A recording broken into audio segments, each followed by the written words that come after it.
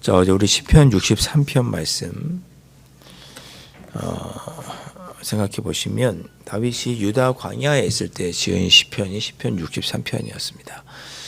다윗이 유다 광야에 있을 때는 언제였느냐? 아들 압살롬에게 쫓길 때, 압살롬이 아버지 다윗을 반역하고 그래서 아버지를 죽이려고 하고 그것에 피해서 피난할 때, 그때 유대 광야로 피하게 되는데 그때 기록한 시편이 63편이었습니다.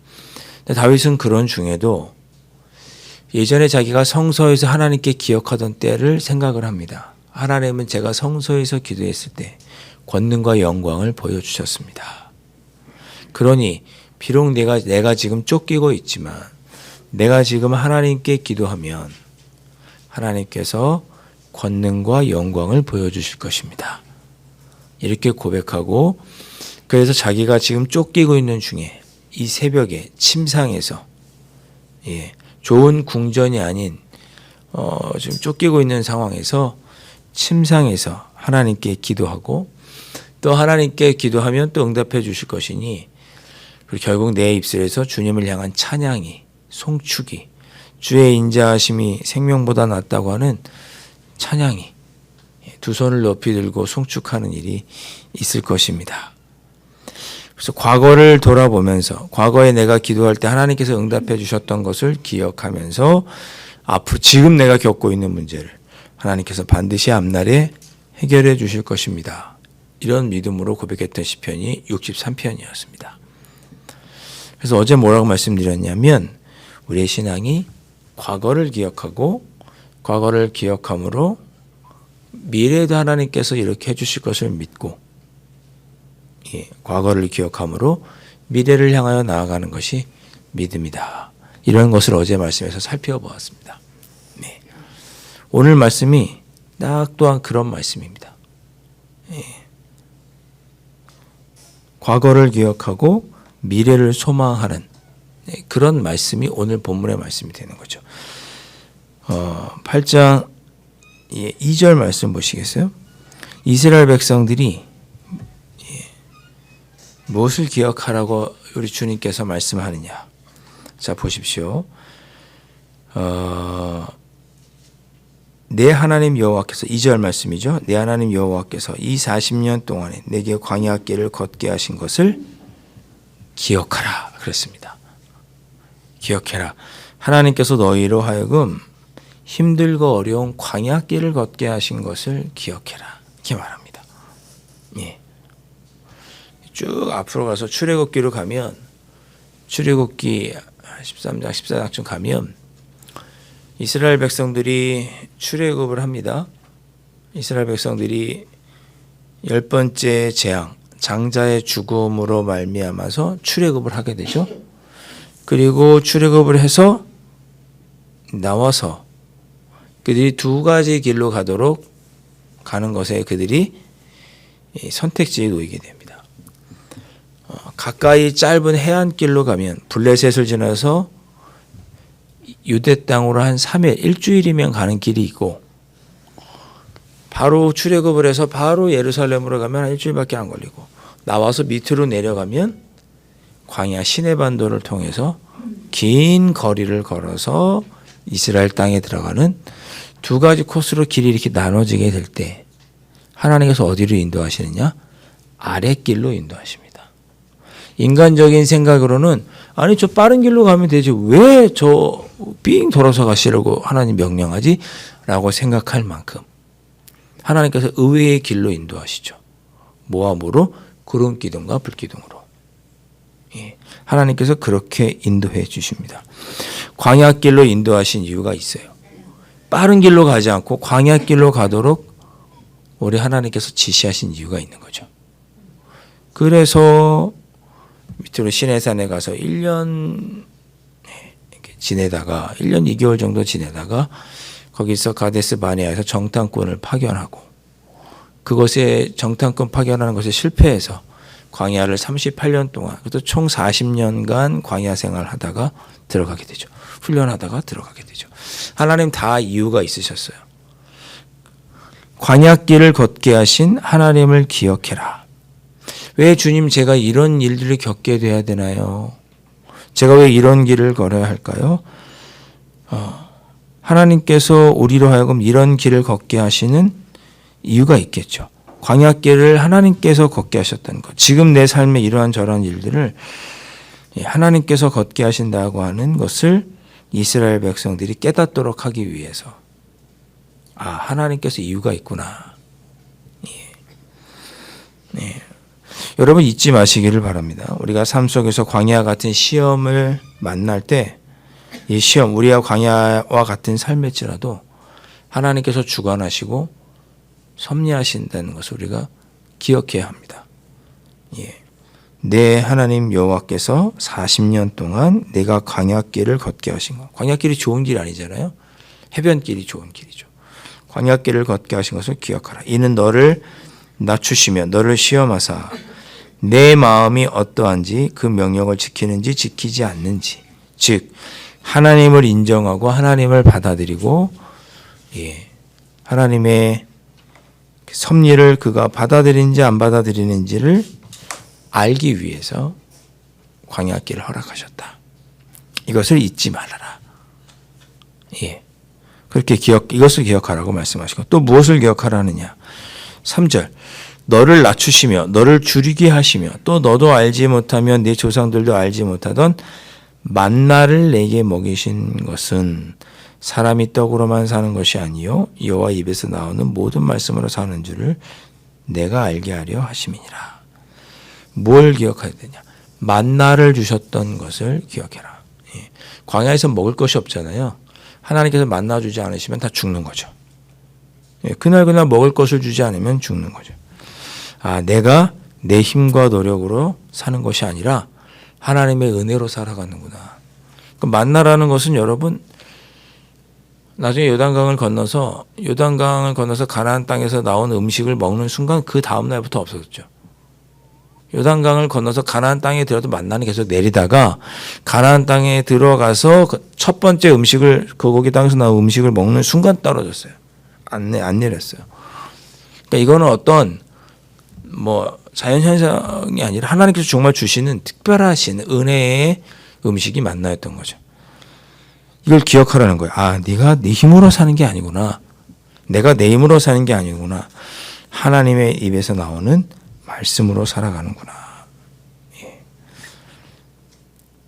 그것을 깨닫도록 하기 위해서 만나를 주셨다는 것을 기억해라. 그것을 기억하라 하는 거죠. 또 뭘 기억하느냐? 4절. 이 40년 동안에 내 의복이 헤어지지 아니하였고 내 발이 부르트지 아니하였느니라. 40년 동안 옷이 헤어지지 않고 부르트지 않았겠어요? 발이 맨날 걸어 다녀야 되는데 부르텄겠죠. 이 얘기는 무슨 뜻이에요? 하나님께서 너 지키시고 돌보아 주신 것을 잊지 말라는 거죠. 광야에서. 힘들고 어렵지만 그래도 하나님께서 너 지금 지키고 계시다는 거 네가 알지 않니? 먹는 것만 있었습니까? 전쟁도 많이 하죠. 광야 40년 동안. 하나님께서 다 지켜주셨지 않느냐.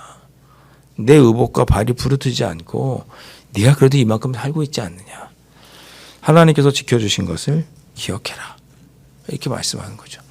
또 무엇을 기억하라고 그래요? 5절. 너는 사람이 그 아들을 징계한 같이 내 하나님 여호와께서 너를 징계하시는 줄 마음에 생각하고 하나님께서 너를 징계하시기도 하신다는 것을 기억하라고 말씀합니다. 우리의 삶에 닥쳐오는 고난은 때로 우리를 연약하기도 하지만 때로는 우리를 더욱 강하게도 합니다. 그래서 우리는 우리에게 다가오는 그 징계를, 그 고난을 축복이라고도 표현을 하죠. 왜? 더 우리를 강하게 하니까. 지치고 힘들게도 하지만 우리를 더 강하게도 하니까. 삶의 문제로 가족들은 때로 고난이 닥쳐오면 삶의 문제를 접할 때 가족들은 더 하나가 되고 회사에서 더 단합하고 우리의 마음도 더 강해지기도 합니다. 고난이 다가오면. 고난이 때로 우리에게 유익이 되기도 하는 거죠. 우리가 하나님께 받는 징계는 이런 역할을 한다는 거죠. 우리가 더욱 하나님의 뜻대로 살 것을 다짐하게 하고 하나님의 뜻과 다스림에 순종한 거룩한 삶을 살아야 된다는 것을 깨닫게 해주는 것이 징계입니다. 그래서 하나님께서 우리를 징계하시기도 하신다. 잘못된 길로 가면 매를 때리기도 하시고 옳은 길로 가도록 하시기도 하셨고 때로는 질병을 내려주시기도 하셨고 그래 결국은 어떻게 해요? 하나님의 뜻대로 살아갈 수 있도록. 그래야 가나안 땅에 들어가니까. 가나안 땅에 들어가서도 하나님의 백성으로 잘 살아갈 수 있으니까. 우리를 징계하셨다는 것. 우리를 위해서 징계하셨다는 것을 너희들이 늘 마음에 기억해라. 예.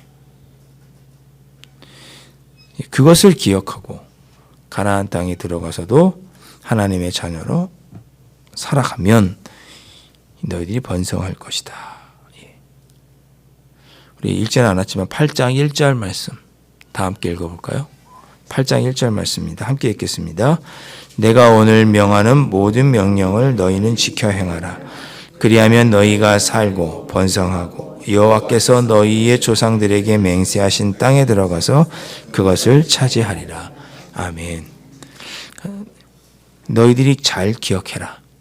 이 네 가지를 기억하면 너희들이 그 조상들에게 약속한 그 가나안 땅에 들어가서 살고 번성하고 그 땅을 온전히 가나안 땅에 들어가서 차지하게 될 것이다.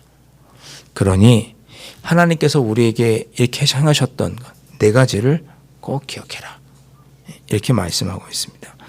하나님을 인정하고 범사에 인정하고 그분의 섭리를 인정하고 그분을 우리의 마음에 받아들이고 내 힘이 아닌 하나님의 말씀으로 살아간다는 것을 깨닫고 말씀을 의지하고 하나님의 선한 인도하심을 믿고 살아가고 말씀을 의지하며 거룩한 백성답게 살아가면 네가 가나안 땅에 들어가서도 그 땅을 차지하고 살고 번성하게 될 것이다. 그러기 위해서 광야에서 이렇게 훈련받았던 네 가지 모습을 기억해라. 이렇게 우리에게 권면하고 있습니다. 오늘 말씀 기억하라. 이 한도를 꼭 기억하시면 좋겠어요. 기억하라. 기억하라.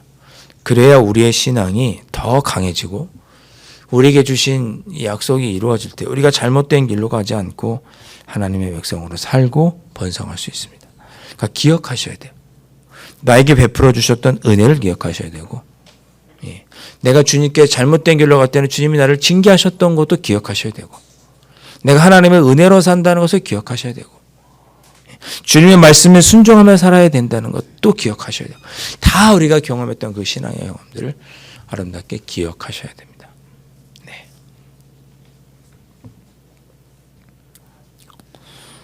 저는 이 신명기 8장을 참 좋아합니다. 여러분들도 좋아하시죠? 예. 눈에 익은 말씀 아닌가요? 제가 우리 강남제일교회 선보는 설교할 때 8장 1절부터 10절을 제가 갖고 설교했었습니다. 기억하시죠? 네, 기억하라. 설교 제목이 기억하라 했어요. 예. 그러니까 저도 항상 기억해야 되는 거죠. 예. 처음 강남제일교회 부임할 때 그 마음. 예. 제가 이제 위임식을 4월에 하겠습니다만은 제가 늘 그 마음을 잊지 않아야겠죠. 여기를 불러주신 하나님의 마음. 예. 저와 한 마음으로 우리 주님 몸된 교회를 섬겨하기 원하셨던 성도님들의 마음. 그걸 제가 늘 기억해야겠죠. 그래야 잘못된 길로 가지 않고 주님 맡겨주신 땅에서 살고 번성하지 않겠어요? 주님께서 우리에게 베풀어 주셨던 많은 신앙의 경험들이 여러분에게 있으신데 그 중에서 잘 추려서 이 네 가지로 잘 우리가 구분할 수 있겠죠. 하나님께서 나를 부르신 이유, 나에게 베풀어 주셨던 은혜, 때로는 내가 잘못된 길로 나를 징계하셨던 것, 내가 말씀으로 거룩하게 살라고 하셨던 주님의 말씀, 이런 것들을 기억하시면서 그 모습이 기억을 할 때 우리가 잘못된 길로 하지 않고 살고 번성하는 아름다운 믿음의 삶을 살아가게 될 줄 믿습니다. 그것을 위해서 기도하시는 귀한 새벽 되실 수 있기를 주님의 이름으로 축원드립니다. 기도하겠습니다. 아버지 하나님, 오늘 우리에게 다시 한번 기억하라고 우리에게 말씀하여 주십니다. 우리가 정말 하나님의 인도하심과 하나님의 섭리와 하나님의 살아계심을 늘 인정하며 살아가야 된다는 것, 우리가 늘 기억하게 하여 주시고, 나의 힘으로 사는 것이 아닌 주님의 은혜로 살아간다는 것을 늘 기억할 수 있도록 성령 하나님 인도하여 주시고, 정말 우리의 삶에 하나님께서 때로 징계하셔서 잘못된 길로 가지 않도록 우리를 징계하셨던 것도 기억하게 하여 주시옵시고, 주님의 말씀으로 살아갈 것을 다짐하는, 정말 주님의 말씀으로 살아야 한다는 것도 기억하는 그런 삶을 살아서 이 땅에서 주님 보시기에 가장 아름다운 믿음의 삶을 살아가는 우리 모두가 될 수 있도록 성령 하나님 인도하여 주시옵소서. 귀하신 예수 그리스도 이름으로 간절히 기도하옵나이다. 아멘. 하늘에 계신 우리 아버지, 아버지의 이름을 거룩하게 하시며 아버지의 나라가 오게 하시며 아버지의 뜻이 하늘에서와 같이 땅에서도 이루어지게 하소서.